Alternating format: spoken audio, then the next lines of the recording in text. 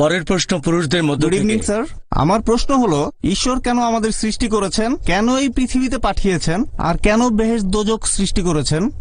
ভাই প্রশ্ন করলেন ঈশ্বর আমাদের কেন সৃষ্টি করেছেন আর এখানে পাঠিয়েছেন। আজকের লেকচারের টপিকই ছিল এটাই। কেন পুরো লেকচারটাই ছিল এই টপিকের উপর যে ঈশ্বর আমাদের কেন সৃষ্টি করেছেন। পরীক্ষা করার জন্য। এখন ধরেন কেউ একজন পরীক্ষা দিতে বসেছে, এমবিবিএস পরীক্ষা।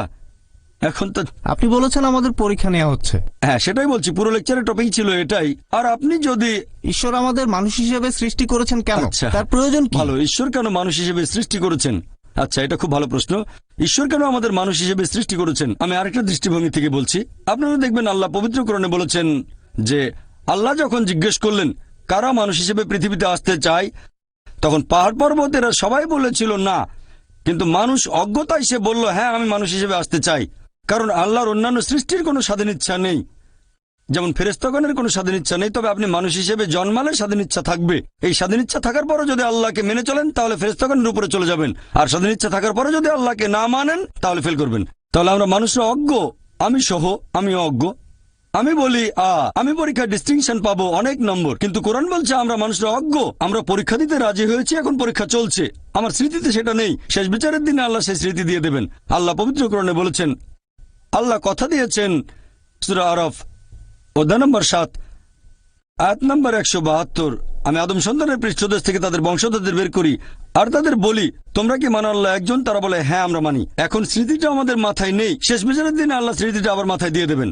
আমরা অজ্ঞ বোকা, তাই বলেছিলাম আমরা পরীক্ষা দিতে রাজি আছি। ধরেন কেউ এমবিবিএস পরীক্ষা দেওয়ার ইচ্ছা করলো, টিচারও বললেন দাও, সে মেডিকেল কলেজে অ্যাডমিশন পেলে সমস্যা নেই, পরীক্ষা দেবে। যদি ফেল করে সেটা তার সমস্যা, যদি পাস করে তার সুবিধা। বুঝতে পারলেন? এক একজনের পরীক্ষা এক এক রকম, কে কেমন প্রশ্ন পাবে সেটা নির্ভর করবে টিচারের উপর। এভাবে বলবেন না যে স্যার আমাকে এই প্রশ্নটা দিলেন কেন, এটা পুরোপুরি সেই টিচারের হাতে।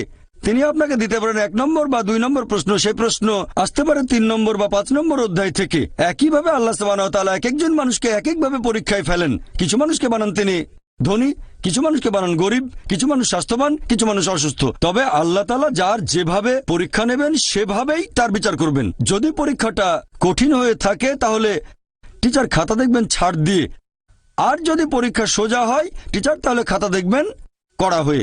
একইভাবে আল্লাহ সুবহানাহু ওয়া তাআলা যাকে যে সুযোগ সুবিধা দিয়েছেন তার